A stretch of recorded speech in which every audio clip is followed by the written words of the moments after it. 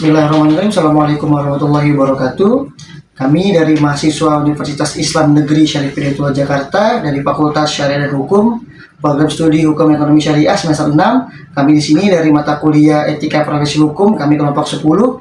Yang alhamdulillah kami akan melaksanakan tugas wawancara bersama salah satu profesi hukum yaitu advokat. Kami di sini terima di Kantor Hukum Anjas Asmara dan rekan bersama Ibu Devi Lindia Rosdiana SHMH. Ya, izinkan kami memperkenalkan diri kami dulu. Saya Afan Syuhada Azaki. Dan saya Muhammad Rizky Fadilah. Saya Mardia. Dan saya Putri Maulidasari. Dan kita bersama Ibu Devi Lindia Rosdiana SHMH yang kebetulan beliau adalah seorang advokat yang kurang lebih pengalamannya 3,5 tahun, dan beliau juga masuk organisasi advokat yaitu Peradi. Dan juga beliau selain advokat, beliau juga adalah tutor di Universitas Terbuka dari tahun 2018 sampai dengan sekarang. Di sini Bu, untuk mempersingkat waktu, kita mulai wawancaranya dari pertanyaan pertama dari saudari Putri. Baik, silakan. Oke, langsung saja ya Bu. Pertanyaan yang pertama, bagaimana penerapan nilai-nilai kejujuran, kemandirian, dan ketakwaan sebagaimana tercantum dalam pasal 2 dalam praktek sehari-hari sebagai advokat? Baik, terima kasih dengan Mbak Putri atas pertanyaannya berkaitan dengan penerapan nilai-nilai kejujuran, kemandirian, dan ketakwaan sebagaimana yang tercantum dalam pasal 2 dalam praktek sehari-hari sebagai advokat. Ini ya, kita dalam menjalani profesi sebagai advokat, jadi bukan hanya sekedar kita mencari materi ya teman-teman di sini, kita juga harus memiliki kejujuran, kemudian kemandirian, nilai-nilai ketakwaan, di mana profesi ini ya teman-teman dikatakan sebagai profesi yang sangat mulia. Jadi di sini kita membantu klien kita yang tidak paham akan hukum ini dengan nilai-nilai kejujuran, bagaimana cara kita menyelesaikan persoalan hukumnya, kemudian kita menyampaikan itu ya sesuai dengan profesinya kita, sesuai dengan keilmuan kita. Nah, kemudian jangan sampai kita salah menginformasikan berkaitan dengan penyelesaian perkara kepada klien kita. Nah, itu akan merugikan klien kita. Jadi di sini kita tidak hanya mengejar materi, ya. Jadi lebih fokus kepada penyelesaian permasalahannya. Makanya di sini ya nilai-nilai kejujuran itu sangat penting. Sangat penting, kita harus sejujur-jujurnya, sejelas-jelasnya informasi yang perlu kita sampaikan kepada klien kita, agar dia mengerti dan paham pokok perkaranya itu seperti apa. Kayak gitu. Misal contohnya misalnya klien kita ini perkaranya misalnya ya tingkat klien kita ini melakukan kesalahan dan perbuatannya itu ada. Kita jangan menjanjikan kepada klien kita, oh nanti bapak atau ibu dibebaskan dari perkaranya. Jangan seperti itu. Kita harus menyampaikan kondisi perkaranya seperti apa. Kejujuran kita harus kita sampaikan di situ. Oh bapak ibu, terkait dengan permasalahan bapak ibu saat ini perkara pidananya ada, perbuatannya ada. Terus bagaimana nanti solusi penyelesaiannya? Nah, itu yang harus kita sampaikan kepada klien kita. Agar apa? Agar dia tidak hanya menerima angin surga. Kayak gitu, oh pasti menang perkara saya. Oh pasti saya bebas nih dari jeratan hukum. Bukan. Jadi kita harus menyampaikan bahwasannya atas perbuatan yang dilakukan itu ada konsekuensinya. Ada pertanggungjawabannya. Nah, itu nilai-nilai kejujuran, kemandirian, dan ketakwaan itu harus ada di diri seorang advokat. Itu jawabannya untuk nomor 1. Mungkin lanjut pertanyaan kedua. Oke, silakan. Dalam situasi seperti apa pernah menolak memberikan bantuan hukum karena bertentangan dengan hati nurani? Bagaimana cara menyampaikan penolakan tersebut secara etis? Oke. Kalau ditanya dalam situasi yang seperti apa, pernah menolak atau memberikan bantuan hukum kepada klien, itu pernah kita lakukan. Misal contohnya ketika misalnya ada perkara klien kita datang kepada kita, kemudian itu nggak sesuai dengan keahlian kita. keahlian kita. Kita harus sampaikan dengan jujur. Mohon maaf, Bapak, Ibu, kita bukan tidak mau menangani perkara Bapak itu. Hanya saja keahlian kita bukan di bidang itu. Nah, terus itu kita harus sampaikan dengan bahasa yang baik. Nah, namun Bapak Ibu nggak usah khawatir. Nanti saya bisa mengarahkan ke teman-teman saya sesama advokat yang bisa membantu Ibu sesuai dengan perkaranya Ibu. Nah, itu kita harus sampaikan kepada klien kita. Jadi klien kita bisa cepat-cepat mencari advokat yang baru untuk segera menyelesaikan permasalahannya. Bukan hanya sekedar kita terima, oh biar kita dapat income nih, dapat klien nih, dapat materi nih. Bukannya seperti itu. Kayak gitu. Itu kita wajib melakukan. Ya baik Bu, mengenai penyeimbangan antara kebebasan profesi yang dijamin kode etik dengan tekanan dari pihak eksternal seperti klien berpengaruh atau lembaga penegak hukum lain. Bagaimana cara penyeimbangannya? Oh, penyeimbangannya terkait dengan ini ya, tekanan dari pihak eksternal, kemudian dari lembaga-lembaga penegak hukum. Misalnya gini, kalau kita sesama aparat penegak hukum. Nah, gimana agar kita tidak berbenturan nih? Sama-sama nih kepentingannya ya. Yang satu untuk membuktikan kebenaran berkaitan dengan perkaranya, yang satu sama sebenarnya kepentingannya untuk mencari kebenaran yang benar itu seperti apa dari klien itu. Gimana agar tidak bertentangan? Ya kita berjalan sesuai dengan rule-nya masing-masing, sesuai dengan kepentingannya kita masing-masing, agar tidak menyinggung satu sama lain. Biasanya kita lakukan seperti itu. Contoh misalnya gini, polisi punya kepentingan untuk membuktikan, untuk mencari tahu apakah benar ini pelakunya. Nah, sedangkan kita kan kita sebagai advokat ya, kita berdiri di di pihak klien kita, orang yang dituduhkan melakukan suatu perkara seperti itu. Nah, gimana agar kita tidak bertentangan dengan mereka? Ya kita biarkan mereka berjalan sebagaimana sesuai dengan SOP-nya untuk mencari tahu terkait dengan perkaranya, apakah dia benar pelakunya. Nah, terus kita mengawasi, mendampingi apakah SOP yang sudah dijalankan oleh pihak kepolisian ini sudah benar atau belum. Nah, kalau kita ternyata ada pelanggaran-pelanggaran yang dilakukan, ya kita menyampaikan, oh ini nggak cocok, ini nggak sesuai. Klien saya, meskipun dia bersalah, haknya juga harus dilindungi. Nah, itu kita harus sampaikan seperti itu. Jadi menjaga hubungan baik. Jadi gimana caranya kita bersikap membangun komunikasi yang baik sesama aparat penegak hukum. Harus menjaga hubungan baik ya, mau ada konflik. Nah, gimana selesaikan juga. Iya, contoh misalnya salah satu lagi begini. Misalnya nih, ada perkara kita misalnya di penyidik nih, lama kok nggak jalan-jalan. Nah, terus kemudian otomatis kan kita sebagai kuasa hukum nih ya, atau penasihat hukum kan kita harus menanyakan perkembangan perkara kita udah sampai sejauh mana di tangan. Kita harus temui dengan baik, kita sampaikan. Misalnya, kalau kita sih biasanya kalau memanggil penyidik itu biasanya bang gitu kan. Kita tanyakan baik, bang, perkara kita yang kasusnya ini itu sudah sejauh mana ya perkembangannya? Yuk ngobrol yuk. Gitu. Nah, nanti dia akan menyampaikan, oh saya udah melakukan pemanggilan, klarifikasi dengan si terlapor, saksi-saksi sudah saya panggil. Nah, terus baru nanti di situ kita menyampaikan, ada yang kurang lagi nggak, ada yang butuh bantuan kita nggak, biar kita bisa membantu agar penyelesaian ini cepat selesai. Nah itu, jangan datang marah-marah menanyakan itu. Nah kemudian nggak sesuai dengan harapan kita langsung lapor ke kasar. Nah itu nanti kita akan di blacklist. Itu banyak kejadian di Polres, di Polsek. Kalau kita datang ke rumah orang, ya sebagaimana layaknya sopan santun, assalamualaikum, tanyakan baik-baik perkaranya. Ya kalau nggak sesuai dengan prosedurnya lama, kan kita nanya nih kesalahannya, hambatannya di mana.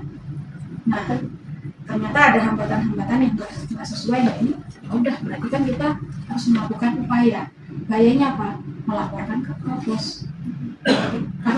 Karena kita sendiri sudah bertanya, itu nggak selesai, nggak ada jawaban. Berarti yang bisa menjawab, yang mencari tahu itu tadi dengan laporan pengaduan ke provos.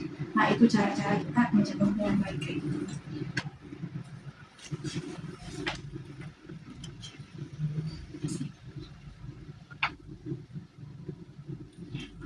Apakah tantangan terbesar dalam menjaga sikap sopan kepada semua pihak, terutama ketika menghadapi pihak yang merendahkan profesi advokat? Tetap kita harus menjaga etika kita, sopan santun kita, mau ke siapapun itu, baik sesama rekan sejawat maupun ke sesama aparat penegak hukum, itu kita tetap menjaga sopan santun meskipun kita direndahkan. Gitu. Nah, nanti ketika sudah tenang situasi, kita nggak usah terpancing, nggak usah tersulut emosi. Kita ajak bicara, masalahnya di mana, apa yang tidak suka sama saya, kita selesaikan. Nah, itu lebih bijaksana. Makanya kalau dalam menangani perkara itu sesama rekan sejawat kadang-kadang suka baper. Itu nggak boleh gitu, nggak boleh. Karena yang berperkara itu adalah klien kita. Sama kayak penyidik juga sama kita harus bersinergi. Kita membutuhkan mereka. Yang bisa naikin perkara kita siapa? Polisi. Terus masa kita butuh mereka, terus kita melawan mereka? Gimana? Apakah mereka akan membantu? Nah, jadi gimana caranya kita menciptakan agar hubungan baik ini tetap berjalan sebagaimana mestinya, begitu Mbak. Baik, terima kasih. Mungkin untuk pertanyaan selanjutnya Ibu, ada nggak sih kayak cara untuk menjelaskan kepada klien yang orang itu kayak keras kepala, pengennya menang aja Bu, pengen dapatnya pas di pengadilan jawabannya menang, ternyata bahwa hal tersebut tuh bertentangan dengan kode etik Ibu. Oke. Caranya gimana? Caranya mengatasi klien yang seperti itu ya. Iya. Nah, kalau biasanya kalau saya nih ya, biasa ada klien-klien yang kadang-kadang itu ya itu tadi maunya menang, nggak tahu kesulitan apa yang kita hadapi. Nah, itu kita harus melakukan pendekatan. Kita harus melakukan pendekatan ke klien kita. Kita harus menyampaikan, yaitu tadi kejujuran itu penting. Kita harus memberikan edukasi ke mereka, menyampaikan bahwasannya real masalahnya itu seperti apa, itu hambatannya itu apa. Nah, terus kayak misalnya contoh, dia benar-benar melakukan perbuatannya itu ada dan selesai dilakukan seperti itu. Apakah kita sebagai advokat kita melakukan pembelaan dia harus bebas? Nggak bisa. Jadi kita harus menyampaikan dengan baik. Nah, fungsinya kita di sini adalah kita sebagai jembatan, menjembatani, menyampaikan, mengedukasi kepada klien kita. Kita nggak bisa menang untuk perkara ini, karena kondisinya seperti ini harus disampaikan agar klien kita juga paham. Nah, itu tergantung dari kita. Berarti sebagai advokat itu bukan hanya untuk mendampingi di dalam persidangan, tapi juga edukasional ke kliennya juga ya Bu ya? Iya, ke keluarga juga. Terutama ke keluarga. Kalau kepada klien kan mereka kalau untuk perkara pidana ya otomatis kan udah di dalam nih. Iya. Nah, kita juga harus menyampaikan ke mereka juga iya, ke klien kita juga iya. Kemudian ke keluarga juga iya, harus memberikan pengertian. Bukan sekedar mengikuti persidangan. Enggak bisa. Nah, kayak gitu harus menyampaikan kita kondisinya, kebenaran wajib juga. Terus yang selanjutnya Ibu, ada nggak sih kayak klien tuh merasa keberatan Ibu dengan biaya jasa hukumnya? Terus Ibu sendiri gimana tuh untuk nentuin bayaran Ibu yang sesuai dengan kemampuan klien? Bukan kan kadang nggak semua klien itu dari orang mampu gitu kan, ekonominya yang ya mau beli apapun gak usah mikir 2 kali bahkan gitu Bu. Oke. Iya. Nah, kalau saya nih kebiasaan dari kantor kita, terus biasa diajarkan juga oleh ketua saya, senior saya Pak Anjas ya. Iya. Nah, itu kita lihat kondisi dan kemampuan klien kita, kemudian juga tingkat kesulitan dari perkara. Jadi kita nggak bisa nih mengukur yang tadi ya, yang kata Mas kalau belanja nggak perlu mikir, Iya. sama yang kondisinya ekonominya menengah ke bawah. Itu kita nggak bisa separatkan. Ya kalau misalnya memang dia ekonomi menengah ke bawah dan perkaranya memang sulit, ya apa salahnya kita membantu. Nah, jadi kita hanya meminta untuk biaya terkait dengan penyelesaian perkaranya aja. Kita nggak meminta uang progres. Jadi cuma biaya operasional biaya Operasional aja buat masuk ke dan persidangan biaya. gitu. Jadi lebih ke situ. Jadi gitu. Tapi kalau misalnya yang itu tadi ya, yang ekonomi menengah ke atas, ya kalau itu perkaranya sulit dan dia mampu, ya masa kita harus sama. Masa kita bisa. Jadi ya itu tadi ya, penentunya itu gimana cara menentukan. Yang pertama ya tingkat kesulitan perkara. Tingkat kesulitan perkara ya misalnya kayak perkara TPPU itu kan rumitnya luar biasa ya. Nah itu kan energi, waktu, tenaga, pikiran semua itu kan rumit perkaranya. Terus kemudian juga kita harus butuh biaya operasional ke sana kemari. Nah terus dilihat juga kemampuan kliennya juga mempunyai kemampuan untuk itu. Nah jadi dilihatnya dari situ. Gitu. Oke Bu, untuk pertanyaan selanjutnya, apakah selama Ibu menjadi advokat pasti Ibu pernah dong namanya dapat klien yang cuma-cuma ya Bu? Nah, cuma-cuma, nah itu bagaimana cara Ibu bersikap perhatian yang sama antara klien yang cuma-cuma dan klien yang membayar Ibu? Oke, kalau kita ya di sini ya, kita di sini sama-sama. Mau itu klien ibaratnya pakai law firm ataupun pakai LBH, sama kita memperlakukan. Gitu. Jadi nggak ada perbedaan yang signifikan kayak gitu ya. Jadi kita tetap sama-sama menyelesaikan perkaranya juga sama. Nggak mengurangi itu. Sama-sama profesional dan Sama-sama diskriminasi Nggak ada. Baik Ibu, selanjutnya Ibu pernah nggak ngerasain yang namanya kayak ada dilema antara Ibu kan pasti sebagai penasihat hukum pasti megang dong beberapa rahasia dari klien Ibu ya. Iya, pasti. Itu pernah nggak sih Bu ngerasain dilema antara menjaga rahasia klien apabila rahasia itu harus Ibu bongkar untuk di pengadilan itu kebutuhan hukum?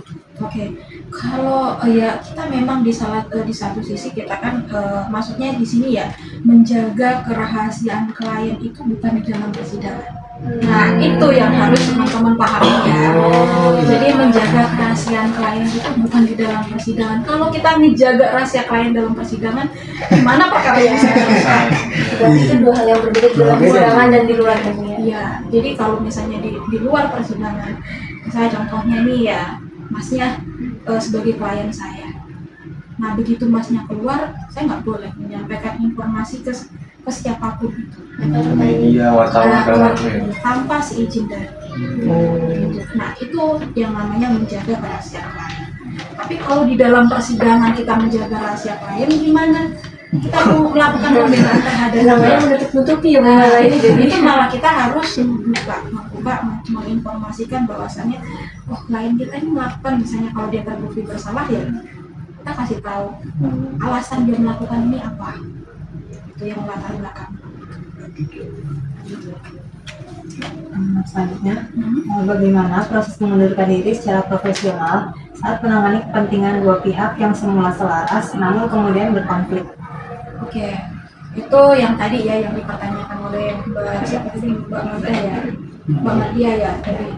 Jadi kalau misalnya nih ya kita berada di posisi sebagai advokat di pihak misalnya ini kita pihak lawan seperti itu, kemudian yang berkonflik, nah kemudian kita mengadakan pertemuan atau mediasi ya.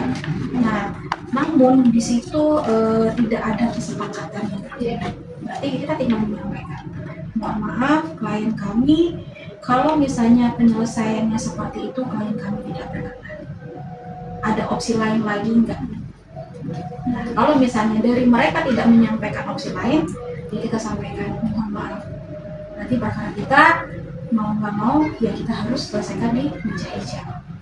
Kalau misalnya salah satu pihaknya itu kayak pelin-pelan Bu, nanti pas di mediasi yang pertama dia mau, pas mediasi berikutnya pertemuan lagi dia kayak ya udah deh, itu bisa gak sih Bu kita kayak menekan kayak kalau misalnya ini gak setuju nanti bisa dibawa ke pengadilan lalu kayak agak ditakut-takuti gitu, itu boleh gak Bu melanggar kode etik atau tidak? Enggak, kan kita mengambil sikap.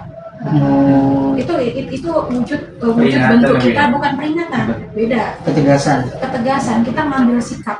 Loh, kalau misalnya begitu terus Iya. nggak selesai Iya.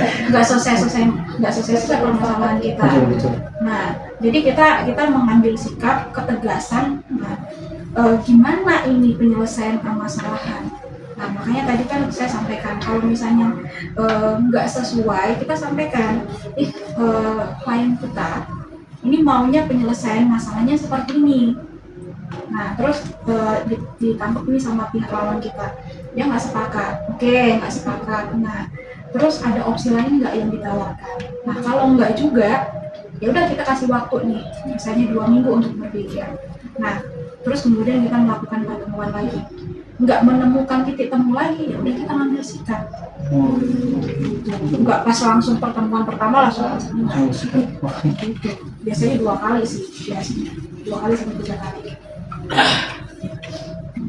Lanjut Bu, bagaimana menjaga profesionalisme saat harus berhadapan dengan teman sejawat yang mungkin bersikap tidak etis di pengadilan? Oke.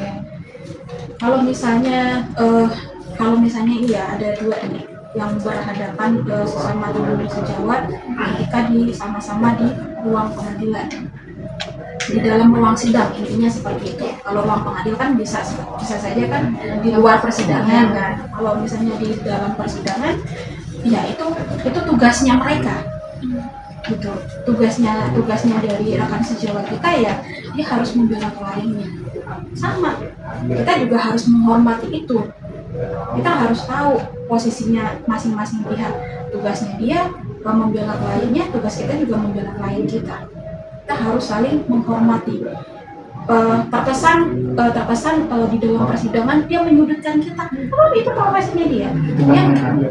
Jadi jangan dilihat pas ketika itu dia marah sama kita, pribadi. Jangan dibawa ke pribadi. Karena itu dia sedang menjalankan tugas profesinya. Nah, jadi kita juga harus melihat itu dari sudut pandang yang lain gitu loh. Jadi jangan pas di dalam persidangan kita boleh saling debat, gitu. Boleh. Dia mau nyerang kita mau nyerang ini, nggak apa-apa. Karena apa? Karena itu kita sedang menjalankan tugas profesi kita. Sama-sama mau menunjukkan kebenaran dari masing-masing pihak gitu. Tugas kita kan memang seperti itu. Nah, cuman nanti ya saya lanjutkan. Cuman nanti pas ketika kita sudah keluar dari ruang persidangan, ya jangan gitu juga gitu. Jangan kebawa juga pas waktu di dalam Jangan baper. berantem gitu. Jangan baper ya Bu. Gitu. Jadi pas ngopi-ngopi dibahas gitu ya. karena kita masing-masing menjalankan tugas kita kayak gitu. Saya juga pernah menemukan yang begini, pernah saya. Jadi pas waktu di luar setelah selesai persidangan baper, sikapnya nggak ini sama kita gitu kan. Itu nggak apa-apa, biarkan aja. Tapi tetap kita profesional, tetap kita sapa dengan baik. Nah, terlepas dia mau bersikap yang buruk kepada kita, ya itu silahkan. Tapi tetap kita menyapa, karena mereka juga bagian dari kita. Gitu. Baik Bu, sependek pengetahuan saya ya di kode etik itu kan ada larangan menarik klien dari advokat lain. Apakah Ibu pernah mengalami dilema terkait hal ini? Mungkin Ibu selaku yang kayak teman Ibu nih, dia lagi berperkara. Ibu ngeliat kayak, advokat yang dipakai nggak kompeten nih, saya pengen tarik dia jadi klien saya aja. Atau Ibu yang mengalami sebaliknya ditarik gitu kliennya, itu apa? Bagaimana Ibu menanggapi hal itu? Oh, oke. Terima kasih atas pertanyaannya Mbak. Siapa namanya? Bukan Iya, bagus sekali pertanyaannya. Jadi gini, saya pernah mengalami yang tadi yang nomor 2. Jadi ketika saya menjalani ketika saya dipercayakan untuk menangani perkaranya, kemudian ternyata ada advokat lain yang mengambil klien saya. Nah itu kan kalau di ini ya di kode etik itu nggak boleh dilakukan, ada prosedur-prosedurnya. Nah kalau tanggapan saya terkait dengan permasalahan itu, yang seharusnya ketika misalnya di posisi kalau misalnya seperti Mbak Maria yang pertama tadi, ketika melihat pengacara ini nggak kompeten, terus kemudian saya menarik, itu nggak boleh. Nah kecuali kliennya itu sendiri yang meminta, nah itu wajib. Kalau misalnya kliennya sendiri yang meminta ke kita, saya mau ditangani oleh ibu, misalnya seperti itu pun nggak kita langsung terima, nggak boleh langsung terima. Kenapa? Kita harus menanyakan dulu,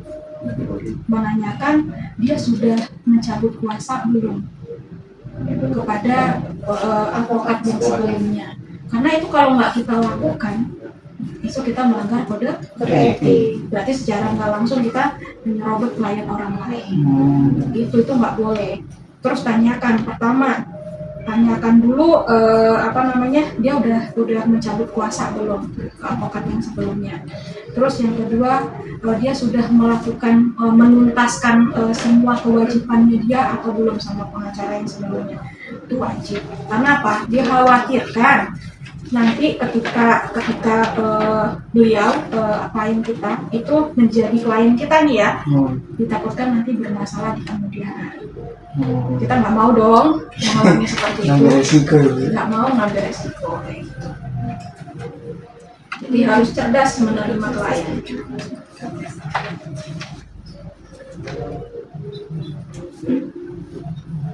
Boleh ini jawabannya sepertinya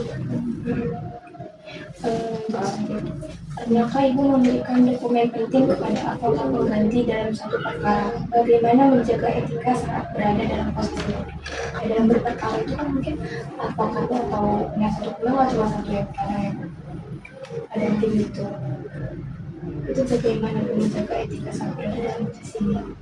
Oke, kalau terkait dokumen penting ya Mbak ya ke pengacara pengganti.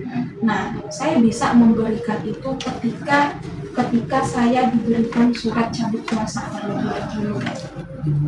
Itu sama klien saya yang sebelumnya. Terus kemudian dia sudah menuntaskan apa yang menjadi kewajibannya. Maka dengan sukarela ya wajib saya harus memberikan dokumen-dokumen yang sudah saya pegang kayak gitu untuk menangani perkaranya beliau. Itu haknya. Nah, ada makanya di dalam surat kuasa, dan dengar nggak? Dalam surat kuasa itu ada yang namanya hak imunitas. Belum pernah mendengar ya? Iya. Nah, nanti saya tunjukin surat kuasa. Nah, coba surat kuasanya sebentar. Jadi pentingnya di dalam surat kuasa itu ada yang namanya hak imunitas atau substitusi. Bukan imunitas, retensi. Ya, teman-teman bisa dilihat. Namanya retensi. Nah, retensi. Nah, hak substitusi ini di dalam surat kuasa. Udah pernah buat surat kuasa? Udah pernah. Nah, jadi di dalam surat kuasa itu harus ada yang namanya hak substitusi, hak retensi, kemudian dilakukan, ada kan yang di depan ini, baik bersama-sama maupun sendiri-sendiri. Itu ada fungsinya semua. Itu terus khususnya ini juga ada fungsinya juga. Nah, fungsinya yang hak retensi ini ya, hak retensi ini ketika klien kita berhak untuk menerima dokumen atau berkas perkara dari klien kita. Nah, kita juga berhak untuk menahan dokumen tersebut ketika klien kita belum menunaikan kewajibannya. Nah, tapi ketika dia sudah selesai menunaikan kewajibannya dan dia mencabut surat kuasa ke kita harus mengembalikan semua dokumen yang ada di sama kita. Itu haknya dia. Nah, jadi kalau terkait dengan pemberian dokumen penting kepada advokat pengganti, ketika bisa menunjukkan itu semua maka akan diberikan.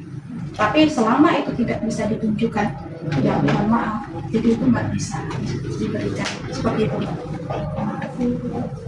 Oke, Bu. Selanjutnya, bagaimana memastikan bahwa pernyataan dalam pembelaan tetap proporsional dan tidak berlebihan agar sesuai dengan batas-batas imunitas hukum, Ibu? Itu Oke, gimana? nah terkait dengan apa namanya tadi pernyataan dalam pembelaan ya, Iya. atau nota pembelaan atau pledoi yang sering dikenal ya. Iya.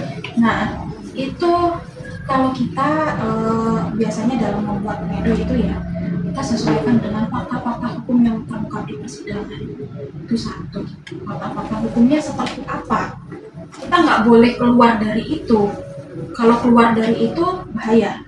Bahayanya kenapa? Berarti kita menghalalkan segala cara, gimana caranya bagi kita agar terbebas dari jeratan hukum. Nah, jadi kita tetap sesuai dengan fakta-fakta yang terungkap di persidangan. Kemudian setelah itu kita melakukan pembelaan di sini ya, kita harus menyampaikan apa yang melatar belakangi terdakwa ini melakukan suatu tindak pidana. Harus kita sampaikan. Otomatis gini loh, seseorang itu melakukan suatu perbuatan pidana itu kan ada hal yang melatar belakangi, ada sebab akibatnya. Makanya kan suka dengar nggak ini ada klausul yang menyampaikan ini hubungan kausalitas. Udah sih ada kausalitas, tapi artinya itu. Jadi itu tadi, jadi adanya suatu permulaan seseorang itu melakukan suatu tindak pidana. Jadi harus kita sampaikan ke majelis hakim. Dia memang ini ya bersalah melakukan suatu tindak pidana. Tapi bukan berarti dia nggak boleh membela dirinya. Dia punya hak untuk itu. Nah, di sini pembelaan di sini maksudnya itu yang seperti itu, bukan konotasi yang negatif. Nah, jadi pembelaan tetap sesuai dengan fakta-fakta yang terungkap di persidangan. Nggak keluar dari itu, gitu. Dan kemudian harus juga menyampaikan kondisi objektif terdakwa. Itu tujuannya agar bisa memberikan keringanan orang lain. Bukan membebaskan ya. Ibu, selanjutnya pernah nggak Bu mengalami tekanan untuk menghubungi hakim di luar prosedur resmi gitu, kayak di luar persidangan segala macam? Nah, bagaimana menolak dengan tetap menjaga hubungan profesionalnya, Ibu? Oke, jadi kalau misalnya ini ada klien kita yang memaksa kita harus menghubungi hakim ya, intinya yang tadi ya licin gitu kan, mau apa pakainya hukumannya biar kurangin lah. Ringankan ya. Nah seperti itu. Nah kita ya harus bersikap, harus menyampaikan kalau kita nggak mau. Itu harus tegas kita. Karena apa? Konsekuensinya nanti berdampaknya juga ke kita. Berdampaknya ke kita apa? Kalau kita ketangkep, Itu juga kena pidana kena pidana. Terus satu kita kena pidana. Nah jadi kerja keras kita selama ini akan sia-sia. Karena secara otomatis kalau kita dipidana, otomatis kita tidak akan bisa beracara lagi. Jangan hanya tergiur masalah rupiah, ya. Itu jangan tergiur. Terblacklist nggak bisa. Mana ada pengacara yang sudah pernah jadi narapidana kemudian beracara. Risiko. Baik Ibu, mungkin Ibu pernah menghadapi, pasti Ibu dalam praktik sering menghadapi saksi dari lawan kan Bu? Ya. Nah, bagaimana sejauh mana Ibu berhati-hati agar Ibu tidak mempengaruhi saksi lawan? Nah, apa langkah etis yang ditempuh dalam proses persidangan ini? Oke, kalau saksi lawan sih biasanya ya kita jarang gini, agar untuk menjaga profesionalitas kita sebagai advokat gitu kan ya, kita nggak mau mempengaruhi. Jadi ya udah biarkan mereka memberikan keterangan yang sesuai dengan apa yang mereka ketahui. Seperti itu. Jadi kita jangan intervensi, apalagi itu saksi dari lawan gitu loh. Dan itu jarang sekali. Biasanya kalau saksi dari kita, ya kita kita sampaikan kejelasan perkaranya, lalu kita kayak briefing, kemudian menginformasikan apa aja yang nanti harus disampaikan. Tapi kalau untuk saksi dari lawan, kita harus sikap profesional, tetap profesional, kita nggak boleh mempengaruhi itu. Lanjutnya Bu, apa tantangan Ibu dalam menyampaikan pemberitahuan putusan kepada klien secara tepat waktu? Oke, biasanya kalau untuk putusan itu langsung dibacakan langsung di hari itu. Jadi langsung ada terdakwanya di yang paling kita itu menyampaikan itu hasil putusan ke keluarga. Itu. Nah, kalau untuk klien kita itu kan pas waktu pembacaan putusan dia harus ada. Harus hadir. Nah, kadang-kadang kan keluarga ini kan nggak hadir. Nah, tantangan kita di situ kita harus menyampaikan informasi sebaik mungkin kepada keluarga ini ya, agar dia tidak berkecil hati. Kadang-kadang kan nggak terima nih, kenapa kok segini, kenapa begitu dan gitu. Nah, tugasnya kita disitulah kita harus menyampaikan informasi sebaik mungkin dan harus membesarkan hatinya dan menyampaikan kenapa kok dia ini bisa mendapatkan hukuman segini. Itu harus dijelaskan sama pihak keluarga agar pihak keluarga juga bisa menerima. Itu berat awalnya, tapi harus kita sampaikan. Lanjutnya Bu, Boleh silakan. apa pandangan Ibu mengenai batasan pemasangan iklan oleh kantor advokat? Bagaimana menjaga batas antara promosi profesional dan pelanggaran etika? Oke, itu kayaknya kemarin minggu lalu sudah pernah ditanyakan ya, nggak apa-apa, tapi kalau ditanyakan lagi, jadi ya paling kita promosinya itu tadi ya, agar tidak melanggar kode etik, ya kita tidak boleh menyampaikan. Oke, kantor Anjas Asmara ini membuka ini konsultasi misalnya, itu kan ini perkaranya kalau menangani di kasus perkara di kantor hukum Anjas Asmara pasti menang, nggak boleh kayak gitu, kita melanggar kode etik. Agar tidak melanggar kode etik ya paling kita iklannya gimana, iklan yang baik dan benar, kita suka memberikan edukasi cara penanganan perkara bagaimana. Nah, dengan edukasi seperti itu biasanya kita bisa menarik klien dari sosial media gitu. Tapi kita nggak boleh di situ. Kalau menangani perkara yang datang ke kantor hukum Anjas Asmara itu pasti menang. Itu kita besok sidang kode etik, itu nggak boleh. Baik, selanjutnya Ibu, jika pernah menjabat dalam lembaga negara, bagaimana memastikan tidak melanggar larangan untuk berpraktek sebagai advokat selama masa jabatan tersebut? Oke, biasanya gini Mbak, kalau kita misalnya nih kita profesi kita saat ini sebagai advokat, nah kemudian kita menjadi anggota dewan. Nah, profesi kita sebagai advokat ketika kita menjadi anggota dewan itu untuk sementara selama kita menjabat itu kita tidak boleh berpraktek atau berprofesi sebagai advokat. Itu nggak dibolehkan. Fungsi nggak boleh. Nggak boleh. Jadi ya kita jalankan dulu tugas kita sebagai anggota dewan sampai selesai. Nah, setelah selesai baru kita boleh berprofesi lagi. Sama kayak Pak Oto kan, sekarang jadi menteri. Jadi dia nggak boleh berpraktek.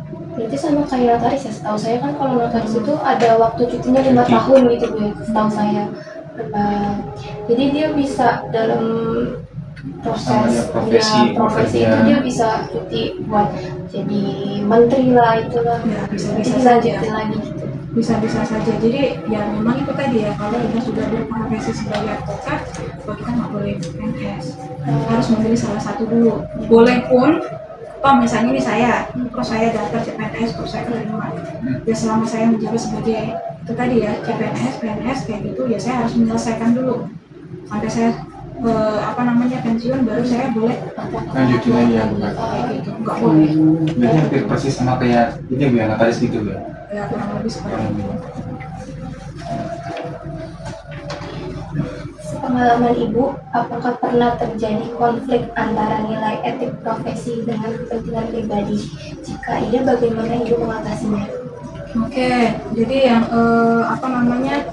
berbenturan ya, berbenturan antara sama ini ya, sama hati nurani ya, yang moralitas lingkungan ya.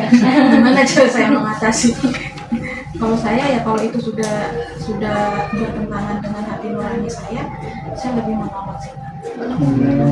Saya nggak mau melanjutkan itu kayak gitu ya. Sama tadi ya, ketika perkara itu nggak sesuai dengan bidang saya, daripada saya nanti menjalankannya, mengerjakan itu akhirnya mengecewakan klien, nah saya mending nggak usah.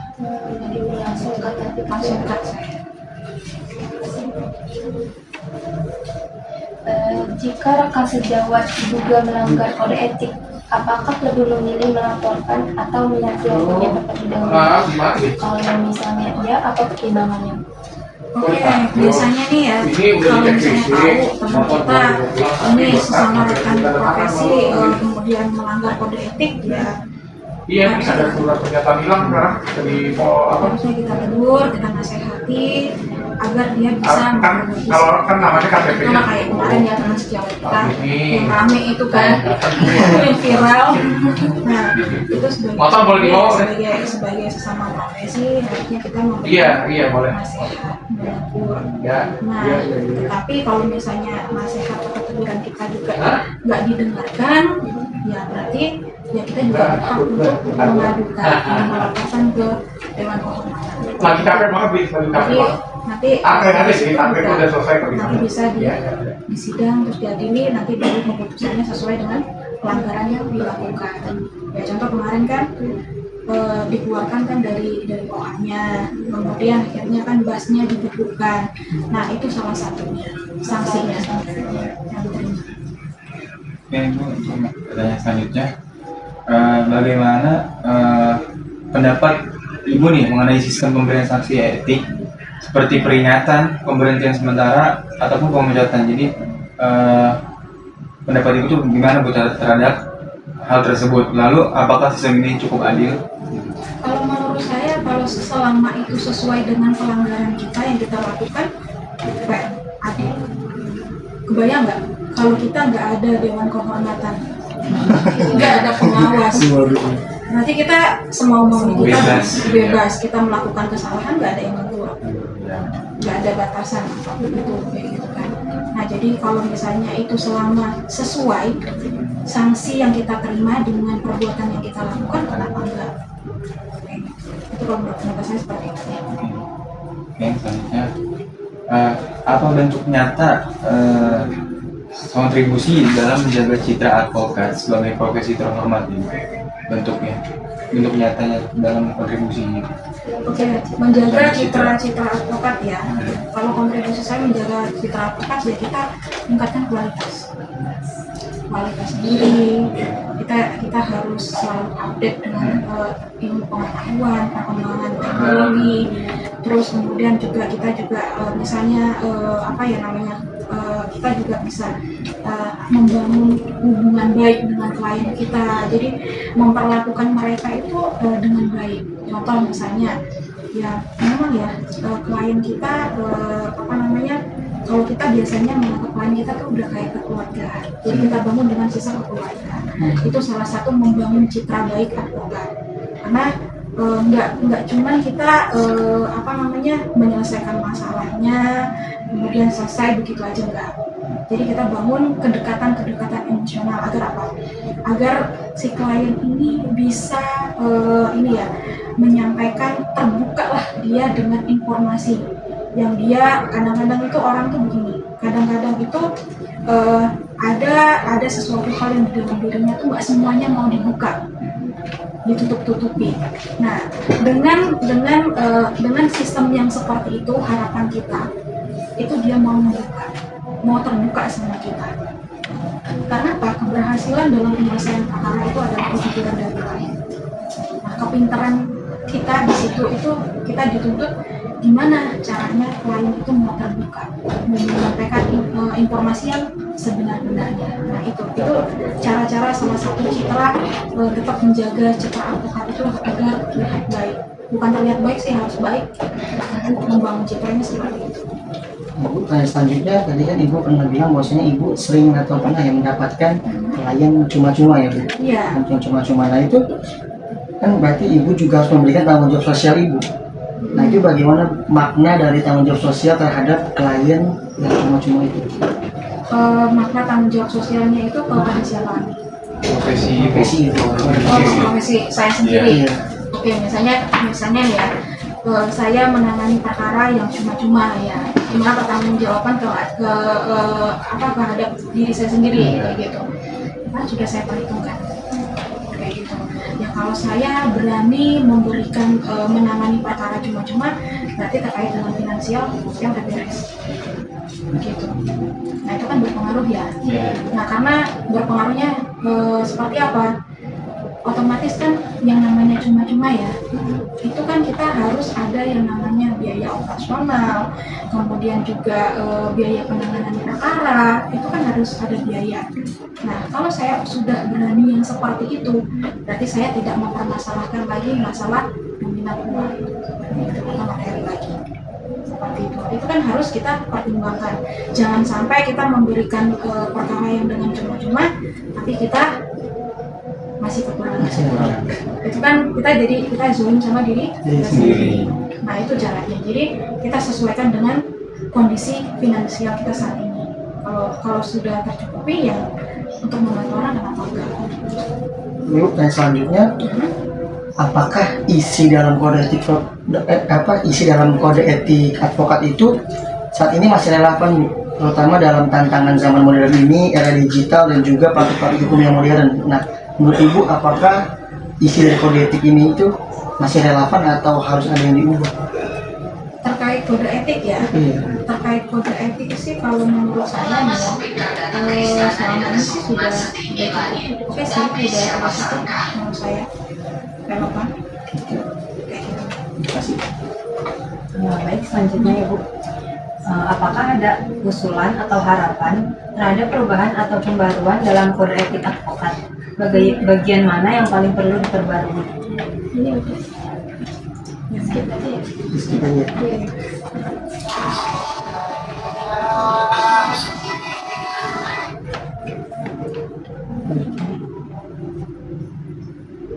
Lanjut ya Bu.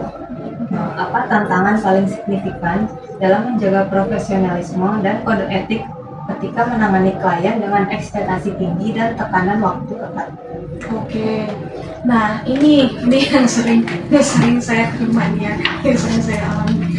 Jadi kebanyakan dari klien itu ekspektasinya, oke, perkara yang harus ditangani kepada advokat atau hukum atau bantuan lembaga hukum itu, ekspektasinya itu masalahnya itu intinya itu langsung selesai seperti itu.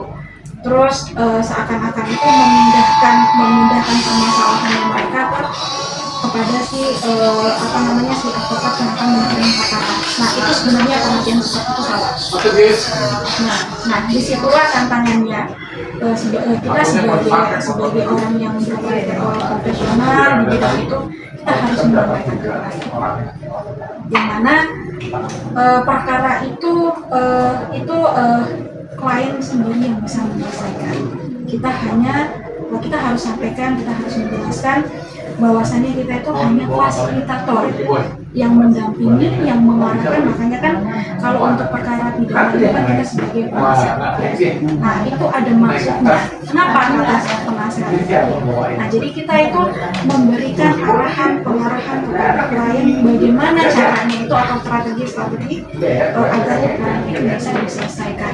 Bukan memindahkan perkaranya itu kepada kebanyakan itu pemahamannya klien. Ya udah perkara yang diberikan kepada kantor bantuan hukum atau lembaga bantuan hukum atau kantor hukum atau yang diselesaikan dengan pengacara itu mereka nggak ada masalah lagi. Inilah cadangannya biar Gitu, nggak seperti itu gitu loh, nggak seperti itu. Jadi ada nanti sewaktu-waktu si klien ini dibutuhkan untuk memberikan keterangannya, terus klien juga tetap menghadapi permasalahannya, tapi dia didampingi, nggak dibiarkan sendiri. Seperti itu. Nah, jadi kita harus makanya sebelum menangani perkara harus memberikan edukasi, menyampaikan. Ini perkaranya misalnya nih ya, misalnya terkait dengan perkaranya perkara pencabulan, misalnya atau perkara pelecehan ataupun perkara penipuan dengan penggelapan. Kita harus menyampaikan ini situasi perkara ini seperti ini kondisinya. Nah, terus kita juga harus menyampaikan nanti strateginya begini. Harus disampaikan. Jadi agar si klien ini nggak terlalu berekspektasi yang besar dan mereka wajib tahu apa yang kita lakukan. Tapi kita nggak semua apa yang kita lakukan juga harus disampaikan. Jadi kita hanya fokus menyampaikan kondisi perkaranya dan strategi penanganannya.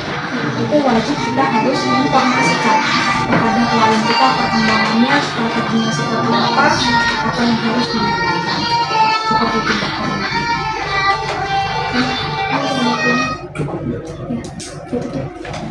Baik, Ibu. Terima kasih atas waktunya Ibu sudah menyempatkan waktunya untuk kami dan memberikan banyak sekali ilmu dan pengalaman Ibu bagi kami yang kami juga Tidak dapatkan dalam kuliah biasa ya Bu. karena kita alhamdulillah kita dikasih kesempatan langsung berdialog sama ahlinya. ahlinya ya, Bu, atau orang yang terjun ke lapangan. Iya. Terima kasih banyak Ibu.